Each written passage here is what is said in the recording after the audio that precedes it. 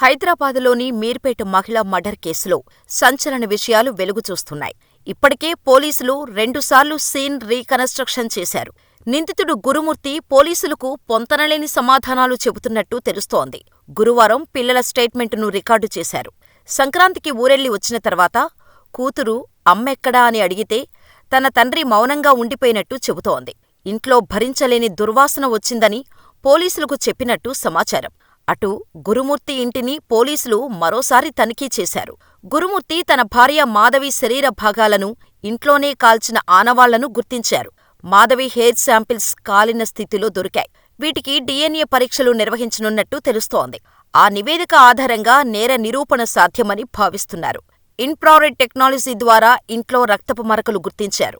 అయితే నిందితుడు గురుమూర్తి పూటకో మాట చెబుతూ పొంతనలేని సమాధానాలు చెబుతుండటంతో పోలీసులు షాకవుతున్నారు. తన భార్యను తానే చంపినట్టు నేరం అంగీకరించిన నిందితుడు ఆ తర్వాత ఆధారాలు ఏమైనా ఉన్నాయా అంటూ పోలీసులనే ప్రశ్నించినట్టు తెలుస్తోంది. తాను కోర్టులో తేల్చుకుంటానంటూ వారికి సవాల్ చేసినట్టు సమాచారం. అటు ఈ ఘటనతో స్థానికులు తీవ్ర భయాందోళనకు గురయ్యారు. చుట్టుపక్కలవారు కొందరు ఇళ్లకు తాళాలు వేసుకొని బంధువుల ఇళ్లకు వెళ్లిపోయినట్టు తెలుస్తోంది. అసలేం జరిగిందంటే, ప్రకాశం జిల్లా రాచర్ల మండలం జేపీ చెరువుకు చెందిన గురుమూర్తి ఈ నెల 15న భార్య వెంకటమాధవిని హత్య చేశాడు.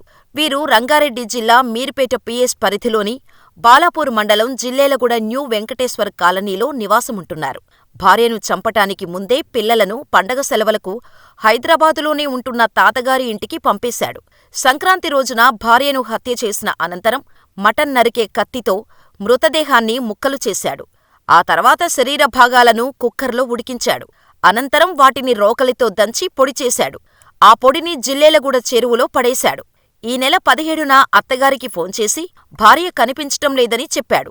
కూతురు అదృశ్యంపై వారు ఈ నెల 18న పోలీసులకు ఫిర్యాదు చేయగా విచారించిన పోలీసులు భర్త గురుమూర్తిపై అనుమానంతో తమదైన శైలిలో విచారించగా అసలు నిందితుడని తేలింది.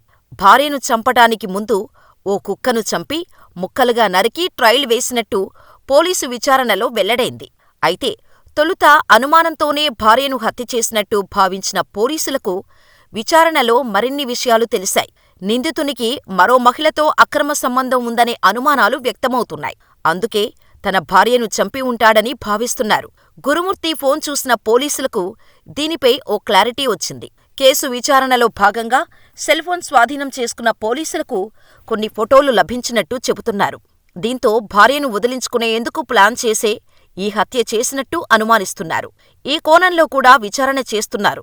తాను హత్య చేసినట్టు ఒప్పుకుంటున్న గురుమూర్తి పోలీసులను తిరిగి ప్రశ్నించాడని తెలుస్తోంది.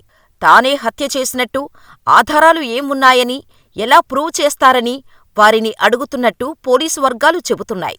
పోలీసులు 2 రోజుల నుంచి ఎంతలా ప్రయత్నాలు చేస్తున్నా ఒక్క ఆధారం కూడా సేకరించలేకపోయారు.